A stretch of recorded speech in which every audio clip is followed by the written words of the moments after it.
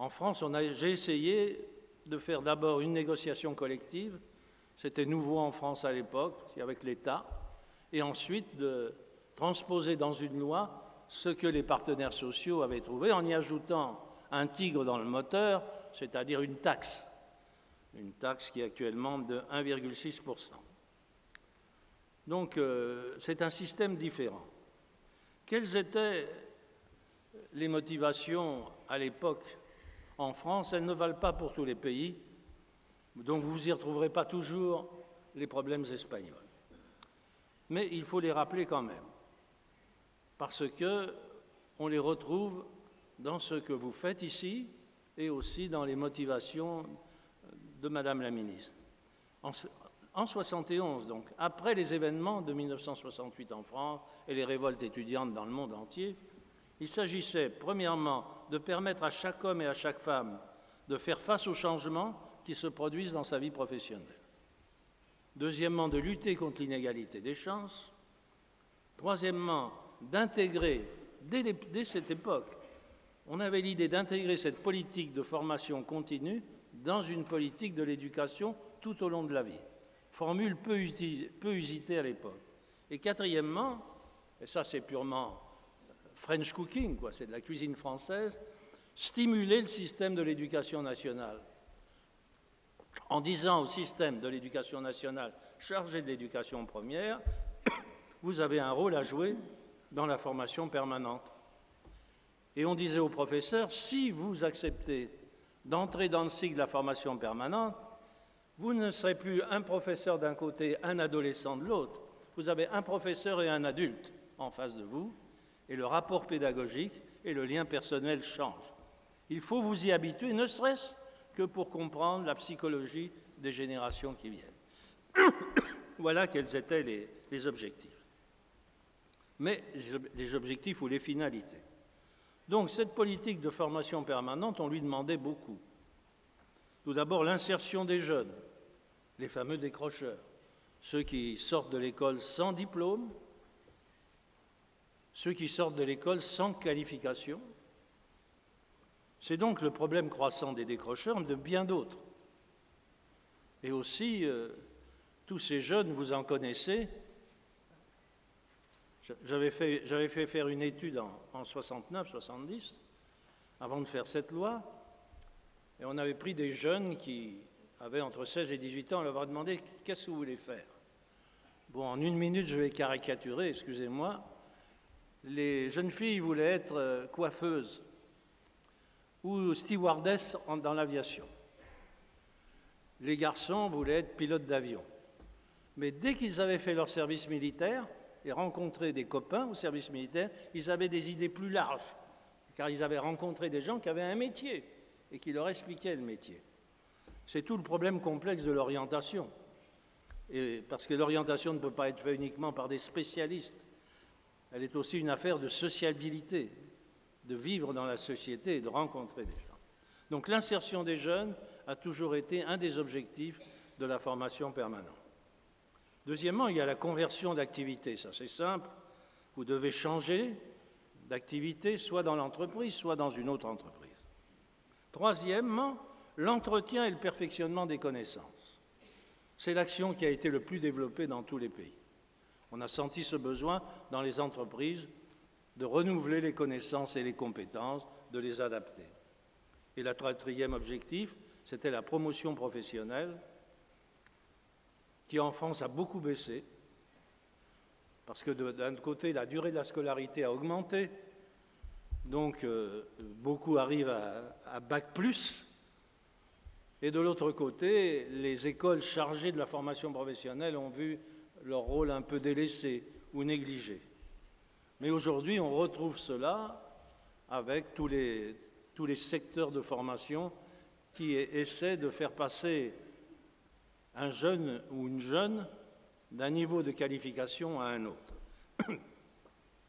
Voilà quelles étaient les principales fonctions. Alors l'initiative venait soit de l'État et des organismes de placement, soit de l'entreprise ou de la branche d'activité, soit de l'individu. Il fallait donc prévoir pour l'individu un congé éducation. Le congé éducation, je l'avais prévu dans la loi de 1971. En faisant le bilan récemment, je me suis aperçu qu'il y avait 30 000 Français par an qui demandaient le congé d'éducation. Donc à côté, on a mis un droit individuel à la formation, mais comme vous n'avez pas de cachet d'aspirine sur vous, je vais arrêter d'entrer dans les détails de cette affaire.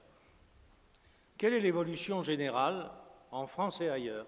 Je quitte la France, j'ai pris cet exemple-là pour parler d'une manière plus générale de l'Europe. L'accroissement du chômage a contraint les pays à consacrer une partie croissante des ressources qui étaient pour la formation des adultes à la lutte contre le chômage.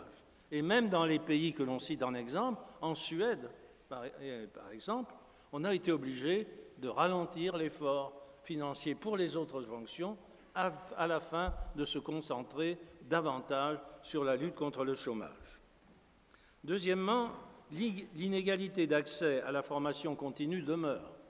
En France, il y a 50% des travailleurs qui vont chaque année en formation permanente, mais lorsque vous regardez la hiérarchie, ce sont surtout les cadres, les cadres moyens, les cadres supérieurs et les ouvriers et les employés peu qualifiés ont moins accès à l'éducation. Donc du point de vue de l'inégalité des chances, ce n'est pas encore un succès.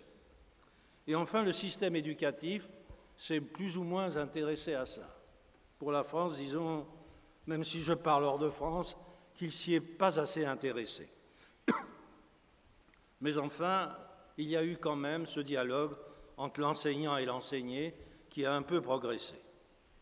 Voilà un bilan tracé à gros traits, et je m'en excuse, je ne peux pas rentrer davantage dans les détails, j'ai trop parlé de l'expérience française, mais j'aurais pu insister davantage sur l'expérience allemande qui est fondée, bien entendu, sur une autre tradition qui est l'alternance. Vous savez que l'enseignement allemand, dans le deuxième degré, prévoit un cycle d'alternance qui a fait le succès de l'Allemagne pré-industrielle et industrielle. Et certains se demandaient, c'est une parenthèse qui n'est pas inutile, si l'alternance garderait son rôle et son utilité dans une société plus scientifique, de la connaissance, plus axée sur le tertiaire.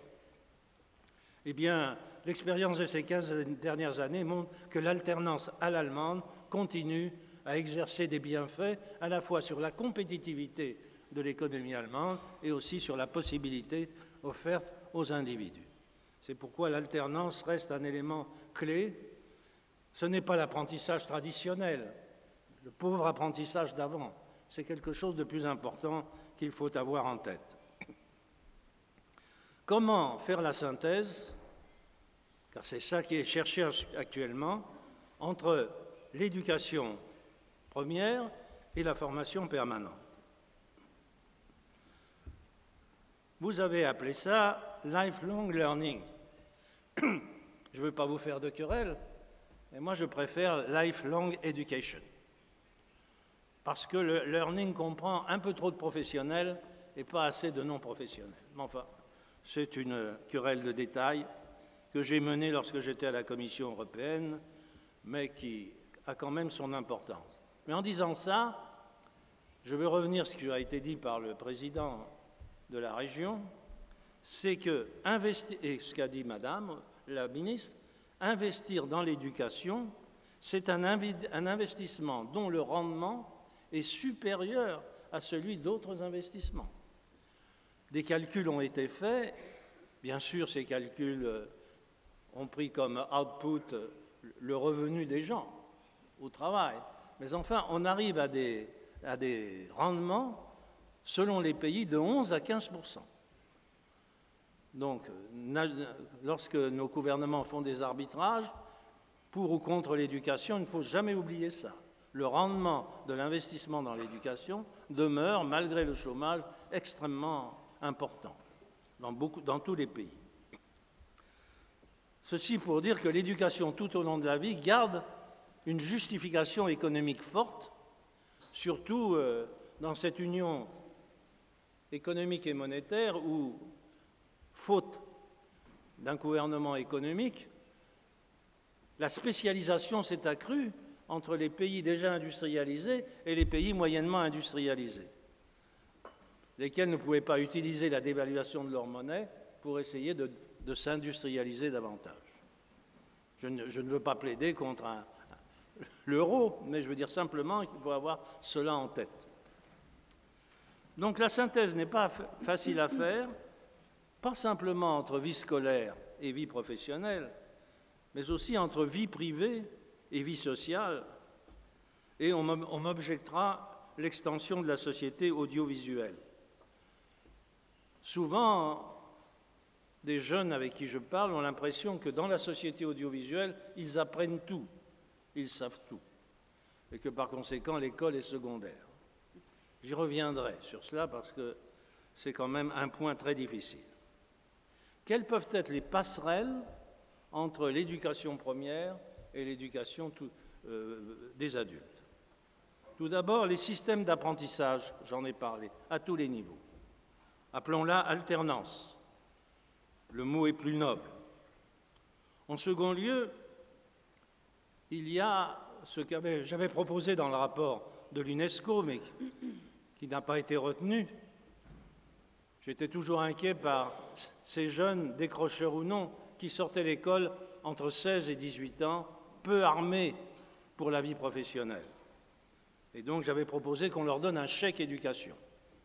Ils quittaient l'école plus tôt, mais ils pouvaient revenir en formation un peu plus tard. Cette idée n'a pas été retenue, et aujourd'hui on est davantage sur l'idée d'un compte éducation qui pourrait être approvisionné par l'État, par les entreprises, par les branches, et même par certains individus qui voudraient retourner à l'école. Mais cette question de chèque éducation, dans le contexte de l'éducation tout au long de la vie, est liée aux modalités de financement des études. C'est évident que si les études sont gratuites ou quasiment gratuites, ou si elles sont très payantes, ce n'est pas la même chose. Et si elles sont très payantes pour donner aux universités les moyens de vivre, alors il y a des systèmes de prêts, et ces systèmes de prêts peuvent être combinés avec des systèmes d'aide sociale. Donc il y a un ensemble très important pour l'éducation tout au long de la vie de financement des études supérieures ou des études tout au long de la vie, avec un mix à trouver entre la contribution des intéressés, c'est leur responsabilité, la contribution de l'État et des formules qui permettent d'étaler les remboursements dans le temps et qui font un lien entre les succès de la vie professionnelle et le remboursement des prêts. Donc je pense que pour l'avenir, pour réfléchir sur l'éducation tout au long de la vie, il faut avoir un chapitre financement en pensant déjà au financement de l'université et de l'éducation tout au long de la vie. On doit intégrer donc les 4 piliers, c'est évident, ce sont des dimensions essentielles. Et je voudrais en rappeler quelques-unes ici. Renforcer la capacité de discernement. Je pense que c'est un élément qui demeure très important, même lorsqu'on fait des enquêtes sur les étudiants de l'enseignement supérieur. Toujours chez eux, comme dans l'humanité, la tension entre l'universel et le singulier, la tension entre la tradition et la modernité, la tension entre le spirituel, pris au sens laïque du terme, et le temporel. Tout cela doit être intégré dans cette éducation tout au long de la vie pour renforcer la capacité de discernement des intéressés. Car il y a quand même dans nos sociétés un petit côté vite mangé, vite oublié, comme les McDonald's. Il y a un petit côté McDonald's dans la vie moderne qui s'oppose à ce qu'est l'école en réalité. L'école est basée sur la durée, la mémoire. Il n'y a pas d'avenir sans mémoire.